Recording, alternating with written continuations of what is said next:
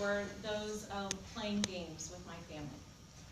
Card games, like Go Fish when I was really little, Gin Rummy as I got a little older, and War was always a fun game for me to play with my brother on a summer afternoon. Those games were great for that one-on-one bonding, but it was the board games that really brought our entire family together. Growing up in the 70s in a little house in Pennsylvania, it was really fun to just huddle around the table, the 5 of us, or sprawled out on the living room floor on a Saturday evening. These were some of the best times that I can relate to, and I always go back to these moments as an adult. As a kid, when you play these games, it's all about winning. You always strategize and you're trying to figure out, how can I win this game? But it's so much more than winning.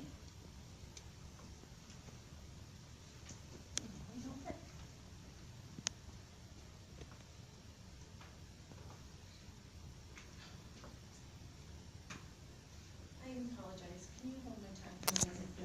You guys, I'm so sorry.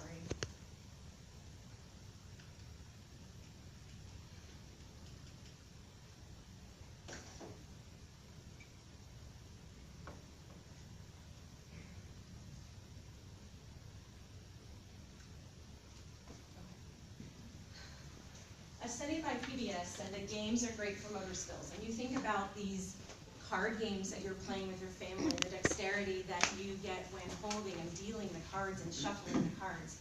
The games can also lead to better grades.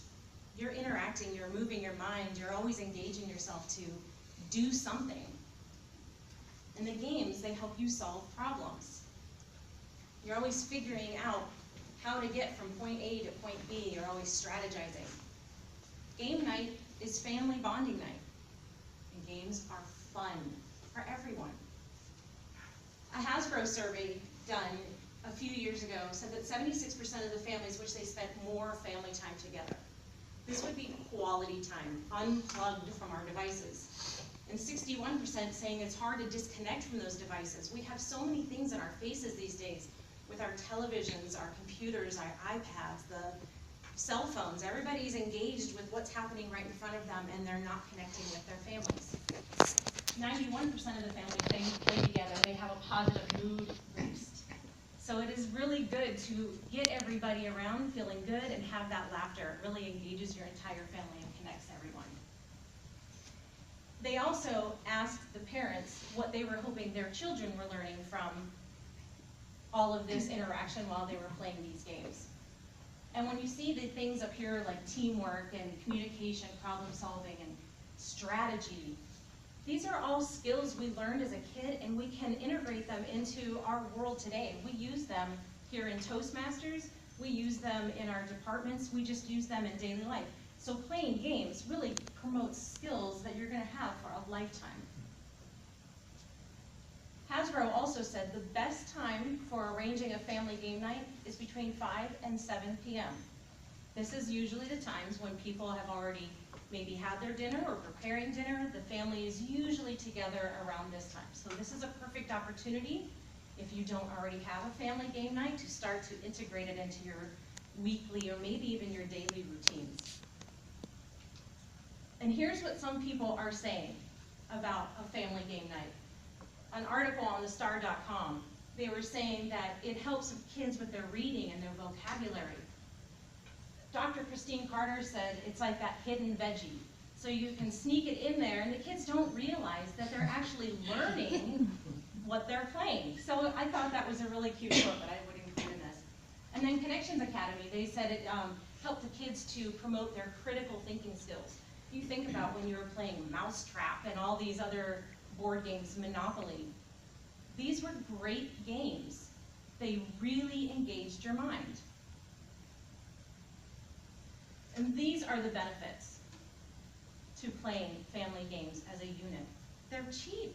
Everybody can afford even a deck of cards. I'm sure everybody has one laying around, a deck.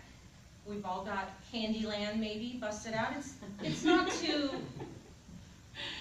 you're not too old to play Candyland, even as an adult. Trouble is always my favorite go-to game. I love the thrill of the chase and racing the family's pegs around the board and hooting and hollering.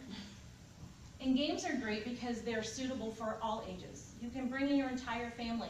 And it doesn't matter if you have a physical disability, you can get everybody in your family engaged in playing games. They're educational and they're entertaining.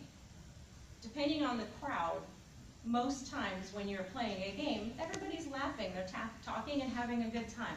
Very rarely does it turn sour and you get an angry bunch. So they're wonderful for the family interactions, and it also builds strong character that you can see play out as the kids grow into adulthood. So how do you start doing it? Just schedule it. Get it into your family routine. You can extend your dinner by 20 minutes. Maybe even make it a game of making dinner. Doesn't matter. Get your family engaged in doing something together. And don't let your kids automatically win.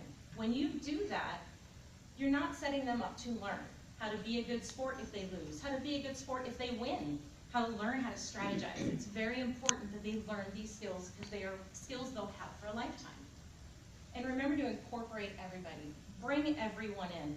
Grandma and the toddler. You can find a game that can encompass the entire family and get everybody engaged. And the number one thing is just have fun when you're playing your games. Be lighthearted. It's supposed to be a time for the families to get together. And then if you want to play on your national holiday, it is a recognized day now, September 27th, mark it on your calendars. It's important that we learn to focus, to unplug, and get away from these electronic devices that have stolen everybody's attention. Get the families together.